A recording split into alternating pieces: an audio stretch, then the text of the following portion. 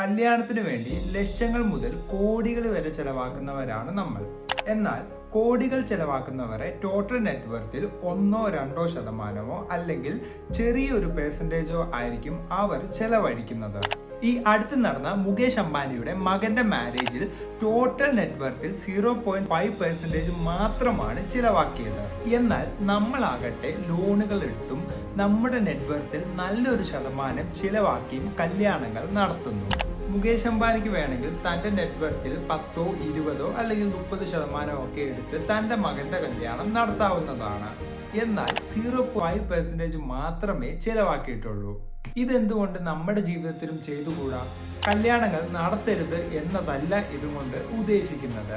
പകരം നമ്മുടെ ഫിനാൻസ് മനസ്സിലാക്കി അതിനനുസരിച്ച് നിന്നുകൊണ്ടുള്ള കല്യാണങ്ങൾ നമുക്ക് എന്തുകൊണ്ട് നടത്തിക്കൂടാ?